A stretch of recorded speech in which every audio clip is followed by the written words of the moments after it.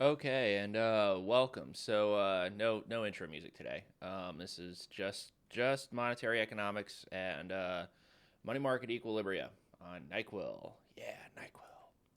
So, in the last couple lectures, we talked about the demand and supply of money. So, what we're going to do now is we're going to put these markets into equilibrium, right? Like we want the money market equilibrium stuff. So, we're going to set supply and demand equal to each other. And it sounds pretty simple. There's going to be a little bit of stuff that we're going to do with it. It's not quite as simple as you'd think of just, oh, well, it's this equals this, and then we move on. Because, well, what would be the fun in that? And why would they set up an entire course based on this stuff if it was just that simple? So, yeah, that's about all I got for right now. Now, in equilibrium, we're going to have money demand, which is the left-hand side of equation 1, being equal to the money supply, which is the right-hand side of equation 1.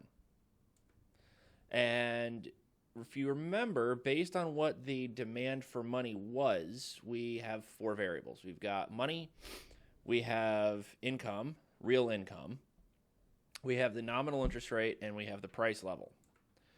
And we also had a zero interest rate on money. And we talked a little bit about what that would have been like. Now, MT, the money supply, is determined by the supply of money, which is still assumed to be fixed in this case. And it is set in the case of the United States by the Federal Reserve Bank of the United States. Now, recall that since money demand was this function of real income and the nominal interest rate, right? Well, that means that we could really plug this in for money demand, and we would get this right here, right? So the demand for money is equal to the supply of money. Right now, the supply of money being divided by the price level makes it the real quantity of money being a function of real incomes and a nominal interest rate.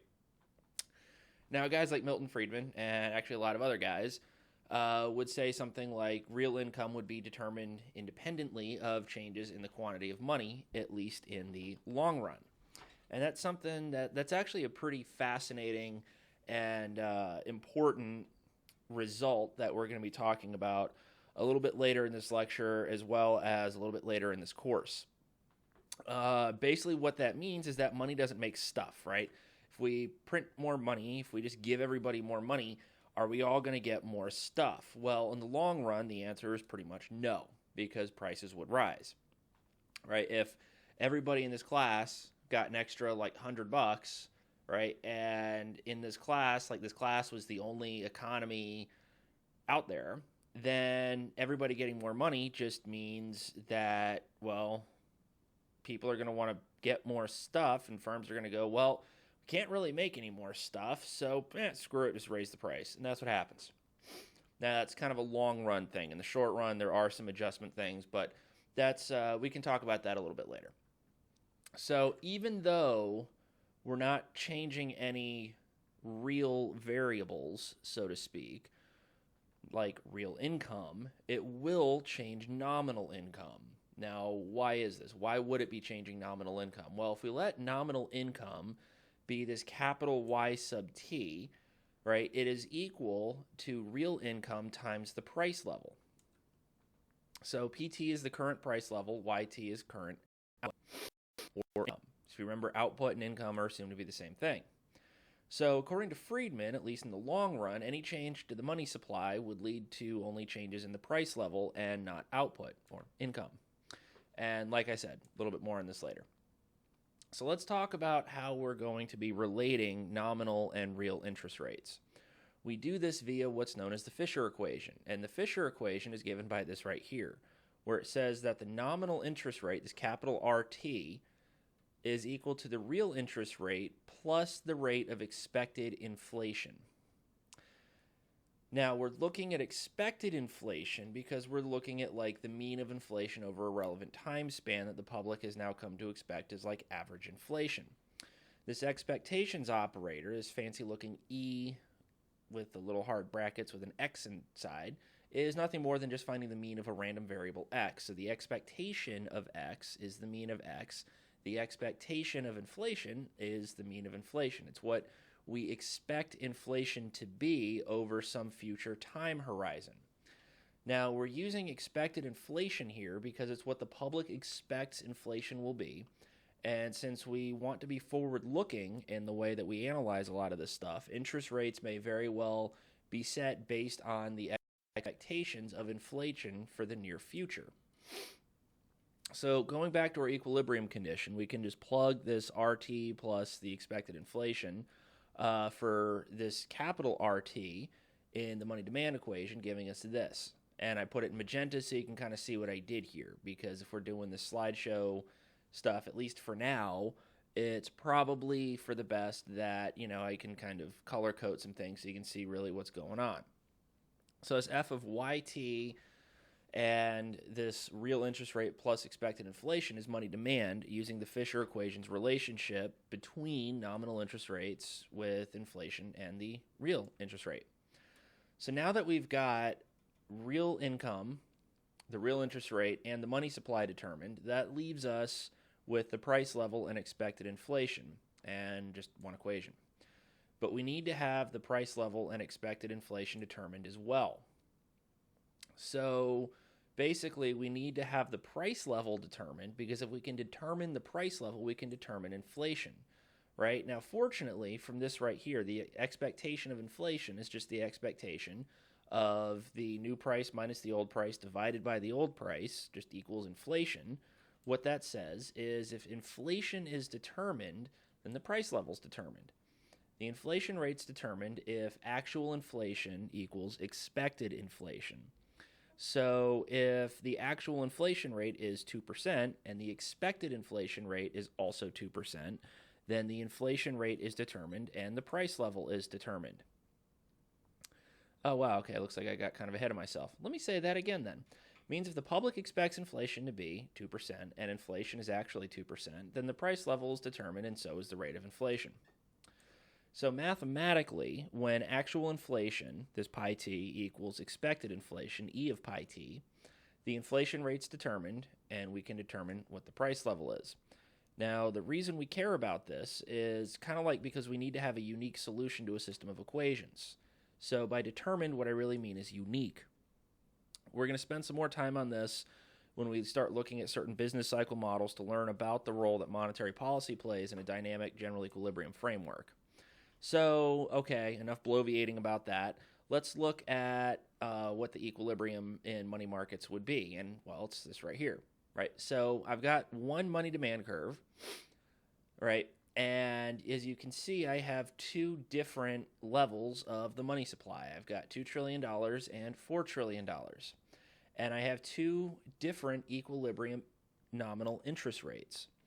This RT double prime would be the equilibrium interest rate when money supply is $4 trillion.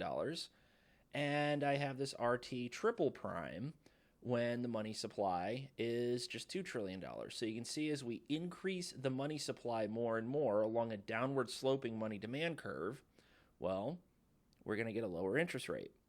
So more money means a lower interest rate. Now, with a fixed money supply like this, any change in money demand is just going to lead to a change in the nominal interest rate. So if we were to shift money demand up, right, so let's look at this, right, so I shifted it up. Now, I didn't include the original one in there, but I do include the original equilibrium interest rate of this RT triple prime, right, that's where it was. But as the money demand changes, as there's a shift in money demand, well, if we were to keep the money supply at $2 trillion, what happens is the nominal interest rate just goes up. People want more of something that is in fixed supply. Something's in fixed supply and a lot of people want more of it. Well, then the price of it is going to go up. Therefore, the nominal interest rate is going to go up. So any change in money demand is only going to alter the interest rate on that money, but won't affect the actual quantity of money. Now, bear in mind, this is the nominal quantity of money. The real quantity of money, which is a money stock that is controlled for inflation, can tell us that the real quantity of money can represent real goods and services, thus the purchasing power of the money, in a sense, right? So there's going to be a nominal quantity of money and there's going to be a real quantity of money. The nominal quantity of money is like the amount of money that you're looking at, right? $2 trillion, for example. But if we control that for inflation, what we're doing is we're converting this nominal variable into a real variable, which can actually represent real goods and services. So you can increase the nominal money supply all you want, but if there's no change in production, then the real money supply isn't going to be changing. Now, wonderful, brilliant, amazing economic thinker, Nobel Prize winner, and my academic grandfather, Milton Friedman. Let me just go ahead and drop that name, pick it right back up. Give me 1 second. Okay. Oh, God. Back starting to get thrown out in my old age of 33 years. Milton Friedman proposed 3 principles of monetary theory, and they are: 1, the central distinction between the nominal and real quantity of money. This is because to every individual, it looks as if income is outside any individual's control, but each individual can determine how much cash they want to hold, right? So you can't control the amount of income that you have. I mean, I guess you can if you get like a better job or something like that, but what you can determine is how much of that income you want to hold in cash. Now, number 2, the equally crucial contrast between the alternatives open to the individual and to the community as a whole. For the community as a whole, the total amount of cash is fixed, but the community is able to determine the size of its income in dollars. And 3, the importance of attempts to spend more than is being received in income. The collective attempt of people to spend more than they receive, even though it's doomed to frustration, ultimately raises nominal expenditures and receipts.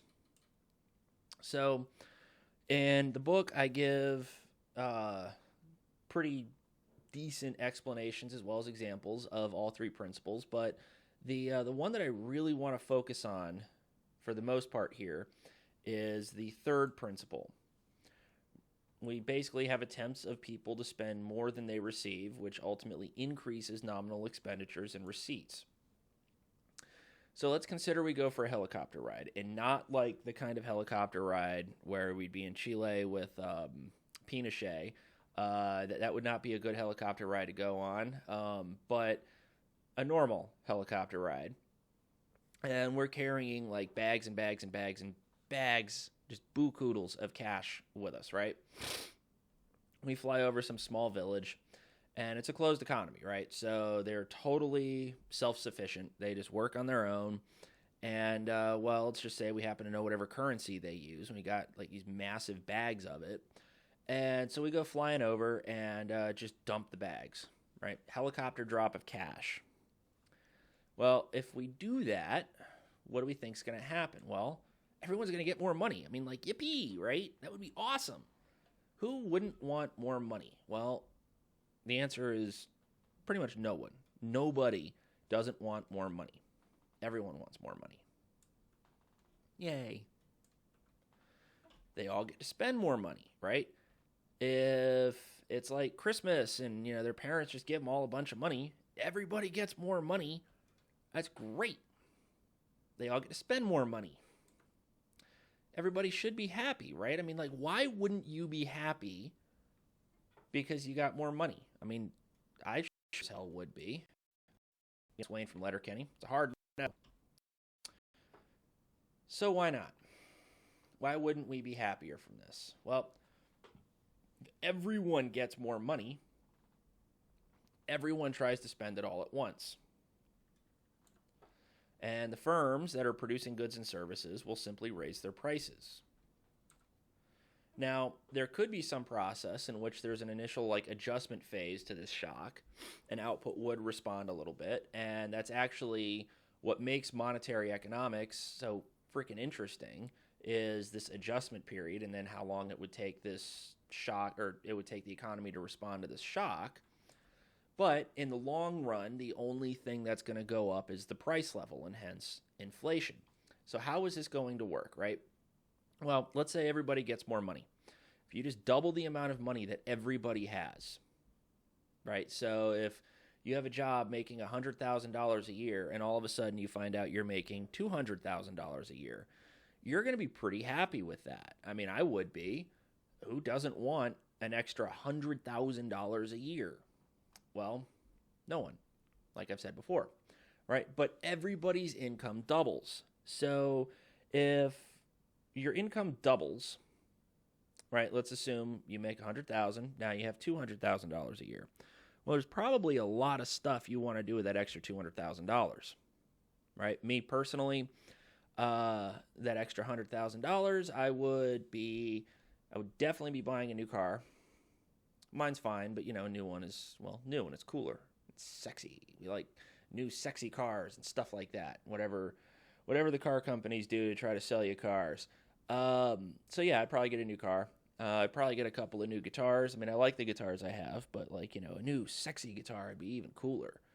So yeah, a couple of new Jackson guitars would definitely happen. I'd probably get a custom shop Jackson, because why the hell not?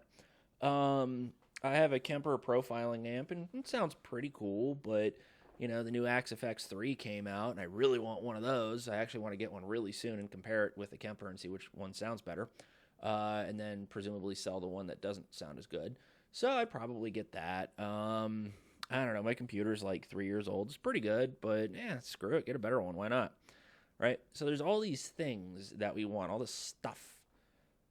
Well, I just got that money and no one else did. Okay, cool. I could probably get all that stuff, but everybody else wants that stuff. Now, I mean, maybe if you're not a guitarist, you don't want a Jackson guitar, or you don't want an Axe FX3. You probably want a new car, though, of some sort. So, if we all go to the same car dealership and, we flood the car dealership and we say, hey, I want a new car. Well, they've only got a fixed supply of cars, right? So, yeah, maybe they'll sell more cars like on their lot, but that doesn't mean they're going to be able to make new cars, right? Because, their supply is kind of fixed.